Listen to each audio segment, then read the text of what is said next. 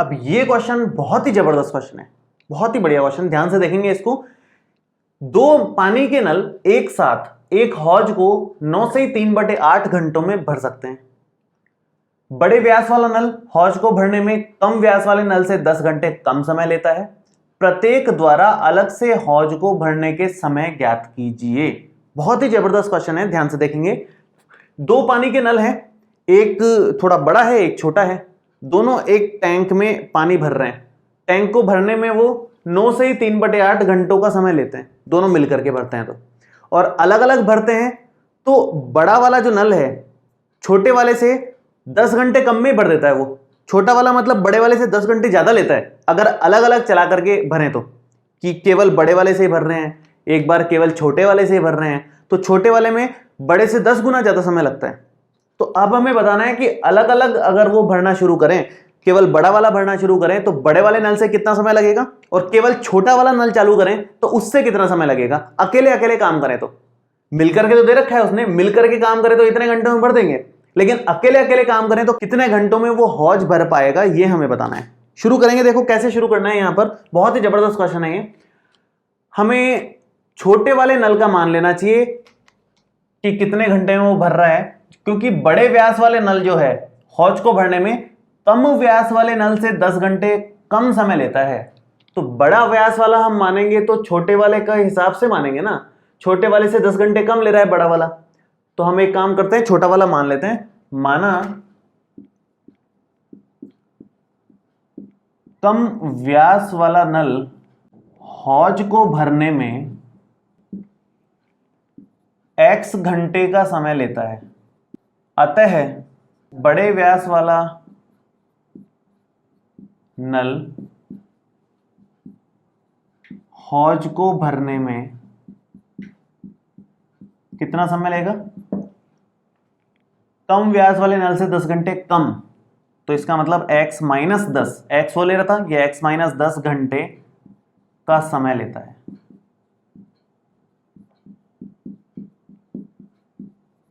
ये है इसका हिसाब किताब, ठीक है। दोनों का अलग अलग समय निकाल लिया हमने कि एक तो x घंटे में भर पाएगा, एक x माइनस 10 घंटे में भर पाएगा अगर अलग अलग काम करें तो। एक साथ काम करने वाला हिस्सा करें तो इस तरह वाला प्रश्न 3.6 प्रश्नावली में आया था, जिसमें कुछ आदमी काम कर रहे थे, कुछ औरतें काम कर रही थी किसी काम को करने में, कुछ इतने इतने दिन का समय ले रही थी। तो एक दिन का एक आदमी का काम और एक औरत का काम हमने निकाला था और फिर उसको टोटल किया था, उस तरह से प्रश्न किया था। तो 3.6 प्रश्नावली का जो प्रश्न था सेम टू सेम प्रश्न है, सेम टू सेम, कोई फर्क नहीं है।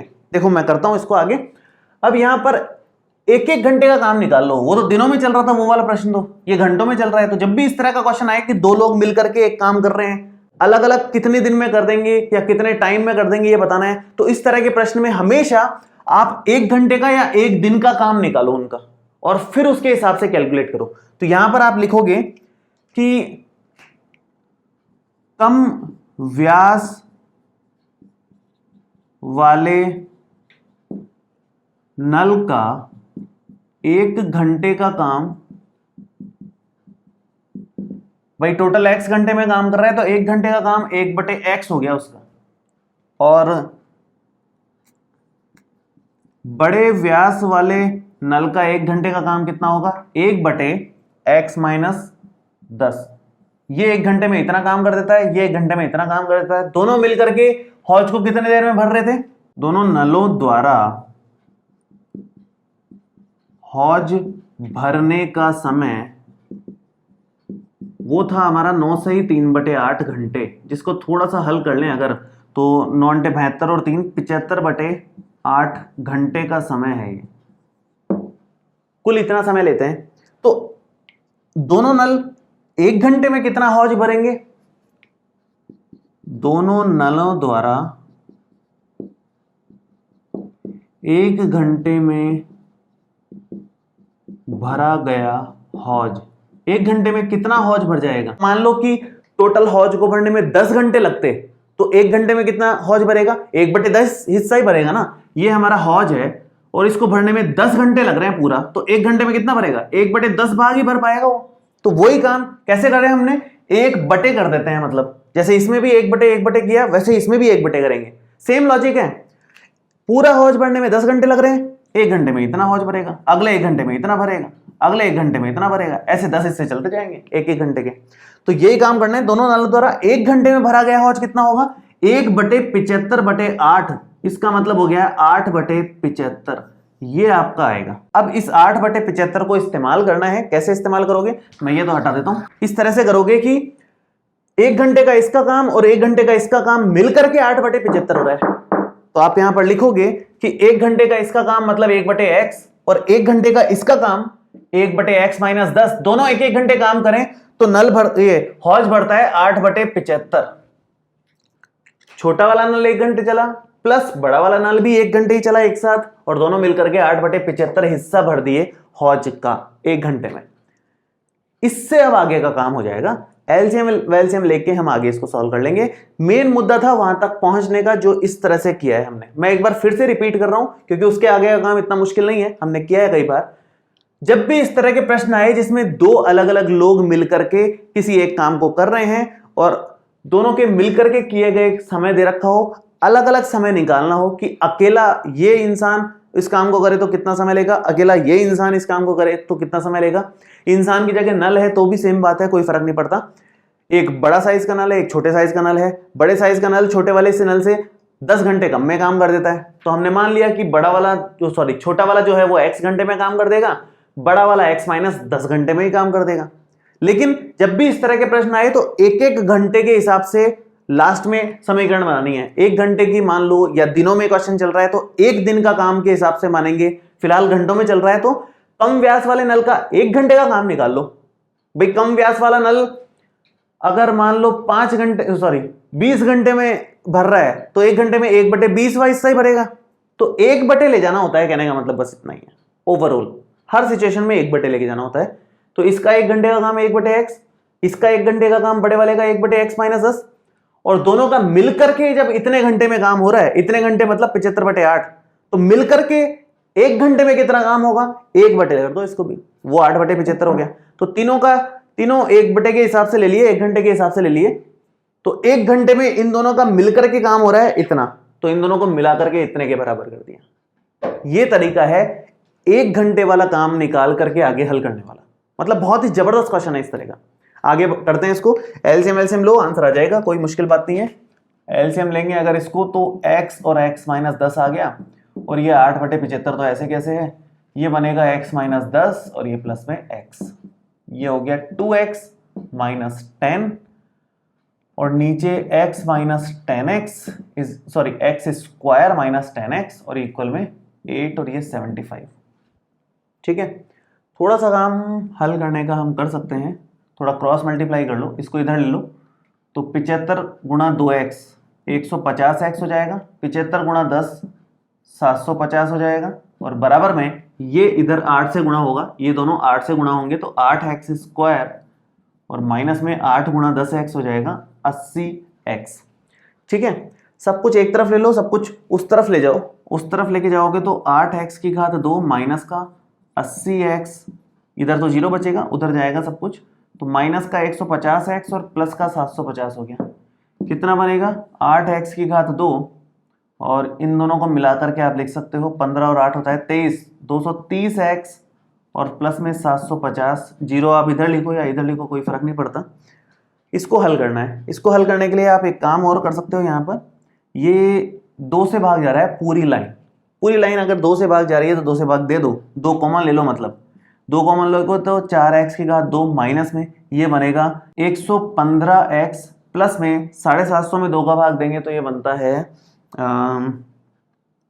375 और बराबर में 0। ये 2 0 के भाग में चला जाएगा, 0 के भाग में चल जाएगा तो 4x² माइनस 115x प्लस में 375 बराबर 0/2 मतलब 0 ही हो जाएगा। अब इसको हल करना है, तब जाकर के हमारा फाइनल आंसर आएगा। इसको हल किस तरह से किया जाए, मुद्दा ये है। अब इसको हल करने के लिए आप, मेरी राय तो यह है कि श्रीधराचार्य सूत्र ही लगा दो, क्योंकि बहुत लंबा चौड़ा सा है, इसके अगर हम गुणनखंड करने बैठेंगे तो बहुत मुश्किल आएगी। श्रीधराचार्य से आप डायरेक्ट आंसर निकाल लोगे, जो भी कैलकुलेशन होगी वो होगी, इसका कोई उपाय नहीं है। तो हम श्रीधराचार्य लगा लेते हैं इसमें। a का मान यहाँ पर 4 दिख रहा है, b का मान माइनस का 115 है और C का मान 375 आ रहा है। श्रीधराचार्य सूत्र लगाएंगे, लेकिन जगह नहीं है तो मैं एक बार इसको हटा ही देता हूं, फिर करते हैं आगे काम। अब यहां वैल्यूज रखेंगे तो देखिए क्या आएगा, ये आएगा x is equal to minus B मतलब माइनस 115, इधर माइनस पहले से था वो भी माइनस का है, प्लस माइनस बी स्क्वायर मतलब 115 माइनस का जो है उसका स्क्वायर होगा, माइनस में 4, a मतलब 4 और c का मतलब है 375। थोड़ी सी कैलकुलेशन ज्यादा है इसमें, लेकिन आराम से आंसर आ जाएगा, कैलकुलेशन कर लोगे तो आप। 2a का मतलब 4। देखो ये तो हो गया 115 प्लस का, माइनस माइनस प्लस हो गया 115 प्लस माइनस 115 का जब आप वर्ग करोगे तो ये आएगा 13,225 माइनस जब आप इसको आपस में गुणा करोगे तो ये बनता है आपका 6,000 और नीचे आएगा 4 दूना 8, ये बनेगा 115 प्लस माइनस 7,225 7,225 बटे 8, ये बनेगा 115 प्लस माइनस ये 85 आता है इसका रूट और नीचे आएगा 8।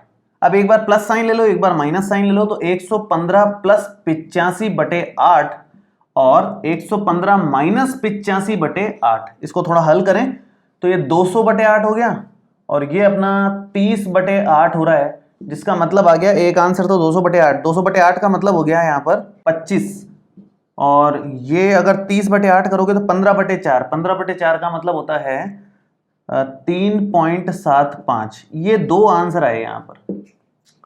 अब दो में से एक ही सही है, कौन सा सही है ध्यान से देखेंगे। छोटे वाले नल का समय है ये, तो छोटे वाले नल का समय ये नहीं हो सकता। ये क्यों नहीं हो सकता? क्योंकि अगर छोटे वाले नल 3.75 घंटे में ही खत्म कर देता है पूरी होज को, तो टोटल इतना टाइम क्यों लग रहा है? 9 सही 3 बटे 8 घंटे, टोटल इतना टाइम तो लग ही नहीं सकता। जब वो अकेला ही 3.25 घंटे में खत्म कर रहा है तो इतना टाइम टोटल लग नहीं सकता। इसका मतलब ये आंसर गलत है। तो क्या आंसर सही है? 25 घंटे में अकेला वो पूरा होज भर रहा है छोटा वाला नल। तो बड़ा वाला नल कितने घंटे में भरेगा? बड़ा नल के हिसाब से बड़े नल का समय वो आएगा x माइनस 10 के हिसाब से 25 माइनस 10 के हिसाब से 15 घंटे। बड़ा वाला तो 15 घंटे में भर देता है और छोटा वाला 25 घंटे में उस होज को भरता है। ये है इस क्वेश्चन का फाइनल आंसर। बहुत ही जबरदस्त क्वेश्चन था, इसको एक दो बार जरूर प्रैक्टिस करें आप। एक बार करने के बाद और करें एक दो बार, तब जाकर के आपको अच्छे से क्लियर हो पाएगा और नए क्वेश्चन आप कर पाओगे। चलिए आगे के 2 क्वेश्चन और बचे हैं, 10वां और 11वां स्टार्ट करते हैं। ये भी काफी अच्छा क्वेश्चन है, ध्यान से देखेंगे इसको। मैसूर और बेंगलोर के बीच में 132 किलोमीटर यात्रा करने में एक एक्सप्रेस रेलगाड़ी सवारी गाड़ी से 1 घंटा समय कम लेती है। जाहिर सी बात है, एक्सप्रेस रेलगाड़ी तेज चलती है तो सवारी गाड़ी से कम टाइम में पहुंचा देगी। यदि एक्सप्रेस गाड़ी की औसत चाल सवारी गाड़ी की औसत चाल से 11 किलोमीटर प्रति घंटा अधिक हो, सवारी गाड़ी से तेज चलती है एक्सप्रेस तो 11 किलोमीटर प्रति घंटा ज्यादा है, दोनों रेलगाड़ियों की औसत चाल ज्ञात करनी है। तो शुरू करते हैं। देखो सबसे पहले तो दोनों रेलगाड़ियों की औसत चाल इसने बोली है, तो हम मान लेते हैं एक की औसत चाल मानो आप। तो एक्सप्रेस गाड़ी की औसत चाल तो सवारी गाड़ी पे डिपेंड कर रही है, क्योंकि सवारी गाड़ी की औसत चाल मिल जाएगी तो 11 बढ़ाते ही एक्सप्रेस की मिल जाएगी। सवारी गाड़ी की औसत चाल से 11 किलोमीटर प्रति घंटा अधिक है एक्सप्रेस गाड़ी की औसत चाल, तो आप केवल सवारी गाड़ी की मानो। माना सवारी गाड़ी की औसत चाल x किलोमीटर प्रति घंटा है, ये मान लो एक बार आप। अब अगर आपने सवारी गाड़ी की मान ली तो एक्सप्रेस गाड़ी की मिल जाएगी। क्या मिल जाएगी? x प्लस 11 किलोमीटर प्रति घंटा अधिक है इससे, तो x प्लस 11 अधिक मतलब जोड़ना। तो यहां लिखोगे अतः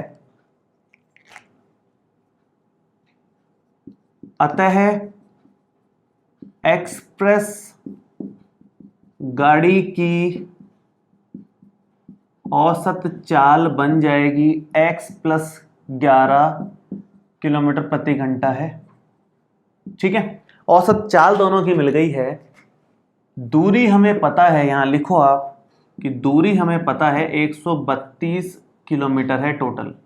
ठीक है, और समय भी दे रखा है, समय में रिलेशन दे रखा है। क्या दे रखा है? एक्सप्रेस रेलगाड़ी सवारी गाड़ी से 1 घंटा समय कम लेती है, तो यहां लिखोगे एक्सप्रेस रेलगाड़ी द्वारा लिया गया समय बराबर है सवारी गाड़ी द्वारा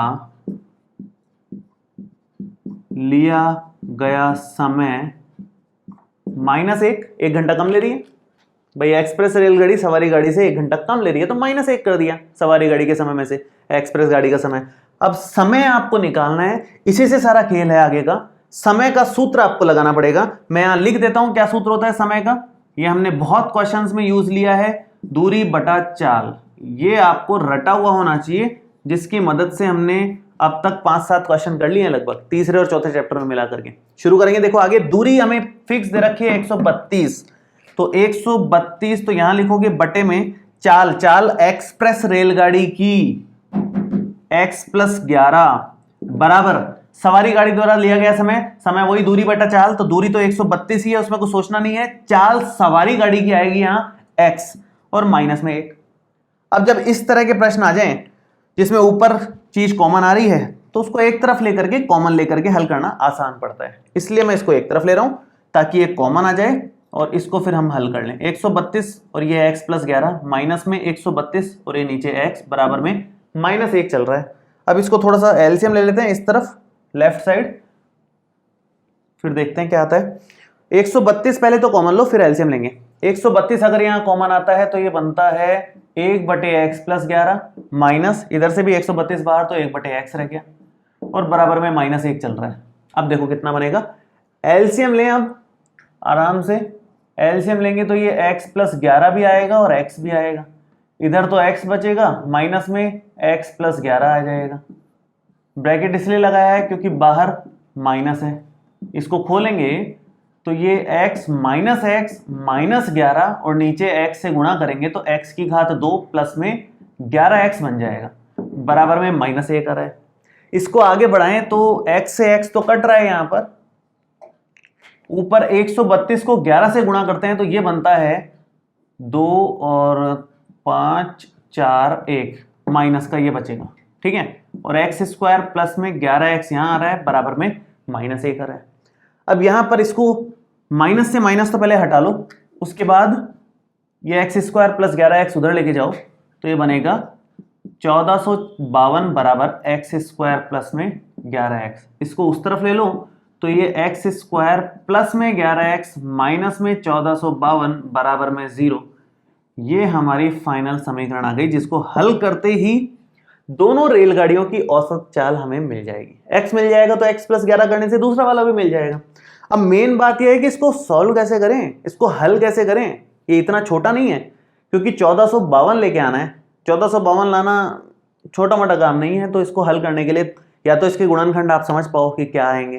गुणनखंड हमें डायरेक्ट नहीं समझ में आएंगे, तो हम एक काम करते हैं, हमें पता है कि जोड़ने या घटाने पर तो हमें 11 चाहिए और गुणा करने पर हमारे को माइनस का 1452 चाहिए। तो एक बार 1452 के गुणनखंड करके देख लेते हैं, हो जाए तो बहुत अच्छी बात है, अपना काम आसान हो जाएगा। 2 के पहाड़े से जा रहा है 7, 2 और 6, फिर से 2 से जाएगा 3 से जाएगा 1 2 1, 3 से तो नहीं जा रहा, अब जाएगा सीधा 11 से ही जाएगा, अब तो 11 और फिर से 11 1, तो ये बना 2 गुणा 2 गुणा 3 गुणा 11 गुणा 11। इसके हिसाब से अब चेक करो क्या बनेगा। ऐसे 2 कॉम्बिनेशन चाहिए जिनके जोड़ने या घटाने से 11 आ रहा हो। ऐसे 2 कॉम्बिनेशन ढूंढने हैं अपने को, जोड़ने घटाने से 11 आ रहा हो। तो एक तो ये लो मेरी राय में, क्योंकि इन दोनों को ले लोगे तो ये तो बहुत बड़े हो जाएंगे, ये बहुत छोटे हो जाएंगे। इन दोनों को लेते हैं और बाकी इनको लेके चेक करते हैं। तो 11 या तो 33 होता है और 11 चौक 44 हो जाएगा काम। 33 और 44 ले लो आप, काम हो जाएगा। तो मैं एक बार करता हूँ यहाँ पर शुरू। ये बनेगा x² प्लस में 44x माइनस में 33x माइनस में 1 4 5 2 बराबर में 0। अगर शुरू के 2 में से कॉमन लोगे तो x कॉमन आ रहा है और आखिरी के 2 में से कॉमन लोगे तो माइनस का 33 कॉमन आ जाएगा, और 33 को जब इससे भाग दोगे तो 44 ही आएगा। भाग देके देख लेना आराम से रफ में, ठीक है। अब इसके बाद में ये x - 33 अलग और x + 44 अलग, दोनों को अलग अलग 0 के बराबर करो तो x माइनस 33 0 के बराबर होते ही x का मान 33 आ जाएगा किलोमीटर प्रति घंटे के हिसाब से।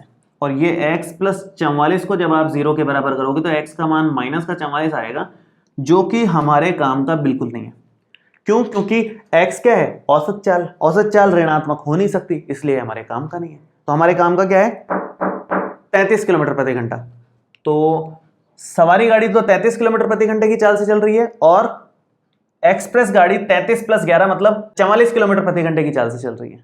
तो मैं यहां लिख देता हूं, सवारी, अभी जगह नहीं है, आप लिख लेना। ये तो 33 किलोमीटर प्रति घंटे की चाल से चल रही है और ये गाड़ी 33 प्लस 11 मतलब 44 किलोमीटर प्रति घंटे की चाल से चल रही है। पूरी लाइन लिख करके मतलब ये सिस्टमेटिकली जमा देना। जगह नहीं है इसलिए मैं लिख नहीं रहा हूं।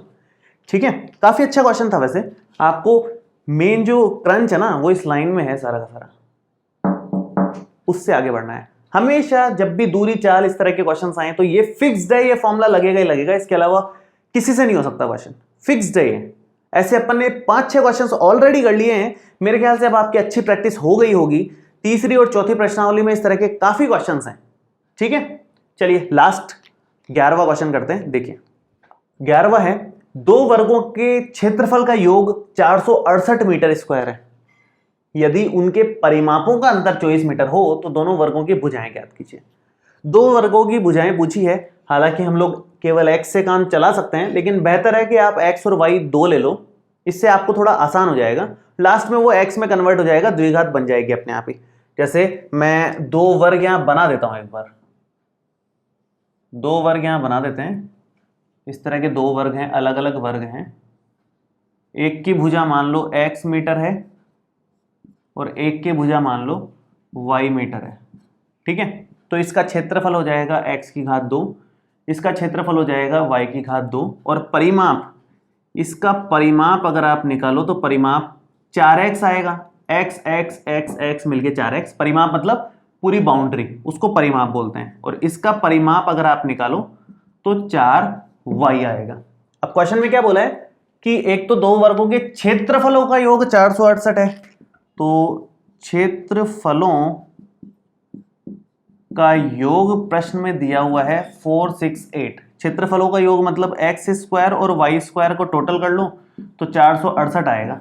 एक समीकरण तो यहां से मिल रही है, दूसरी यहां से उनके परिमापों का अंतर 24 मीटर है। परिमापों का अंतर लिख देता हूं मैं एक बार, परिमापों का अंतर जो है 24 मीटर है। ठीक है, परिमाप दोनों के ये हैं, अंतर करो तो मतलब 4x माइनस 4y, ये आ रहा है 24 के बराबर।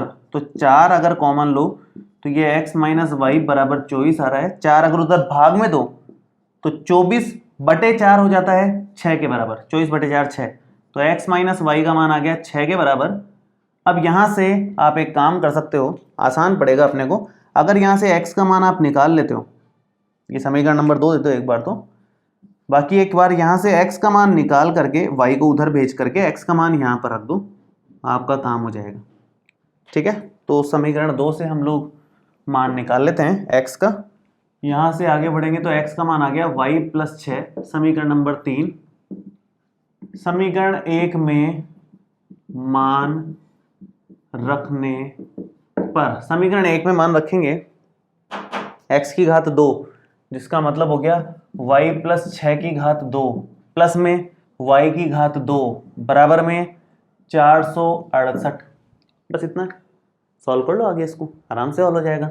ये होगा y की घात 2 प्लस में a square plus b square plus 2ab,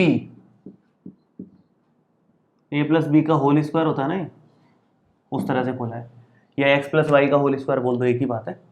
Y square और वाई स्क्वायर मिलकर के तो हो जाएगा 2 बार वाई स्क्वायर, 6 दूना 12y और 6 6 36 हो गया और बराबर में 468 है।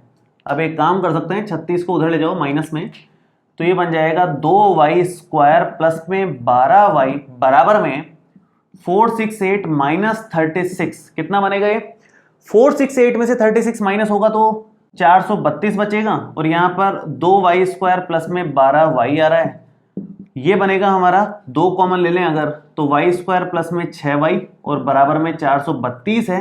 ये 2 उधर भाग में जाएगा तो वाई स्क्वायर प्लस में 6y बराबर में 432/2 जो बन जाएगा वाई स्क्वायर प्लस 6y बराबर 2 का भाग दें तो 116, 16 दूना 32, 216 आएगा। ठीक है, एक तरफ ले लें तो Y square plus 6y minus 216 बराबर में 0। फाइनली एक ऐसी समीकरण जिसको हल करके y निकल जाएगा और y निकलते ही यहां पर रखेंगे तो x निकल जाएगा। कैसे किया जाए? गुणनखंड विधि बेस्ट है वैसे इस तरह के क्वेश्चंस में, हमेशा गुणनखंड विधि लगा दो आप। गुणनखंड विधि लगाने के लिए जोड़ने और घटाने पर तो अपने को चाहिए 6, गुणा करने पर अपने को चाहिए माइनस का 216। 216 काफी बड़ा नंबर है, एकदम से तो समझ में नहीं आता है, तो आप इसके गुणनखंड कर लो। जो समझ नहीं आया उसके गुणनखंड कर लिया करो। 2 का भाग देंगे तो कितना आएगा 108, फिर से 2 का दोगे तो 54, फिर से 2 का दोगे तो 27, 3 का दोगे तो 9, 3 का दोगे तो 3, 3 का दोगे तो 1। तो ये बन रहा है, अब जगह की बड़ी शॉर्टेज है, कहाँ लिखा जाए इसको? इसको लिखते हैं यहाँ पर, देखो 2 2 2 3 3 3, तो 2 गुणा 2 गुणा 2 गुणा 3 गुणा 3 गुणा 3। चेक करते हैं भाई, जोड़ने या घटाने पर 6 कब आ रहा है? कौन से कॉम्बिनेशन से जोड़ने या घटाने पर 6 आ सकता है? ये तो 8 हो जाएगा और ये 27। 8 और 27 के कॉम्बिनेशन से तो नहीं आ सकता, कुछ और कॉम्बिनेशन लेना पड़ेगा। एक काम करते हैं, इसका कॉम्बिनेशन लेके देखते हैं एक बार। ये आ रहा है 3 दूनी 6, 6 दूनी 12, और ये मिल करके 3 3 9, 9 दूनी 18। 18 और 12 के डिफरेंस से 6 बनता है। काम हो गया अपना, काम हो गया है तो इधर कर लो, इधर कर लेते हैं। देखो वाई स्क्वायर 6y आएगा, 18 में से 12 को माइनस कर देंगे तो प्लस का 6 आ जाएगा सिंपल में। तो 18y माइनस 12y और माइनस का 216 बराबर में 0 है। शुरू के 2 में से कॉमन लोगे आप और इन 2 में से कॉमन लोगे तो क्या बनेगा? y कॉमन आएगा तो y प्लस 18 तो यहां से बन रहा है, माइनस का 12 कॉमन आएगा तो y प्लस 18 यहां से बनेगा। आप डिवाइड देके देख लें तसल्ली के लिए, 216 में 12 का भाग दोगे तो 18 ही आएगा, आराम से कॉमन आ रहा है। इसके बाद में y माइनस 12 और y प्लस 18 बराबर में 0। एक बार y माइनस 12 को 0 करो, y प्लस 18 को 0 करो, y यहाँ से 12 आएगा, y यहाँ से 18 आएगा माइनस का, लेकिन माइनस का 18 हमारे कोई काम का नहीं। क्यों नहीं है काम का? क्योंकि y है भुजा, भुजा की लंबाई 18 माइनस में हो नहीं सकती, तो इसलिए ये कोई काम का नहीं है। 12 मीटर जरूर भुजा की लंबाई हो सकती है, तो इसलिए यहां पर यह कंसिडर किया जाएगा। y का मान 12 आ गया तो x का मान यहां से समीकरण नंबर 3 से आप निकाल सकते हो। मैं एक काम करता हूं, यहीं कर देता हूं, यूं ही रफ में आप लिख देना ढंग से इसको। x का मान आ जाएगा 12 प्लस 6 मतलब 18 मीटर। तो यहां पर एक वर्ग की भुजा तो आ रही है 18 मीटर और दूसरे वर्ग की भुजा आ रही है 12 मीटर। इस तरह से हमने इसको कंप्लीट कर लिया फाइनली। ठीक है, तो ये पूरी 4.3 प्रश्नावली कंप्लीट हो गई है। काफी बड़ी प्रश्नावली थी, इसलिए काफी ज्यादा टाइम इसमें लग गया अपने को, लेकिन क्वेश्चंस बहुत कमाल के थे इसके। तो इसके क्वेश्चंस को स्पेशली 4 से लेकर के 11 तक के क्वेश्चंस को ध्यान से करना है, 2-3 बार करना है, तब जाकर के आपको बहुत अच्छे से क्लियर हो जाएगा। ठीक है, अगले वीडियो में हम लोग 4.4 प्रश्नावली के उदाहरण शुरू कर लेंगे। इस वीडियो में आपको कोई भी डाउट हो तो आप नीचे कमेंट बॉक्स में लिख सकते हैं, और ये वीडियो कैसा लगा ये भी कमेंट करके जरूर बताएं। आपके कमेंट से काफी ज्यादा मोटिवेशन मिलता है और नए नए वीडियोस को बनाने का। नीचे एक व्हाट्सएप नंबर दिया हुआ है, आप लोग उस पर मैसेज कर सकते हैं अपना नाम, क्लास और बोर्ड। जैसे ही नोट्स तैयार हो जाएंगे आपको उस पर फिर मैसेज आ जाएगा, इसलिए एक बार पहले से ही मैसेज करके वहां पर बता दीजिए अपना। तो मिलते हैं आपसे अगले वीडियो में। Thank you so much.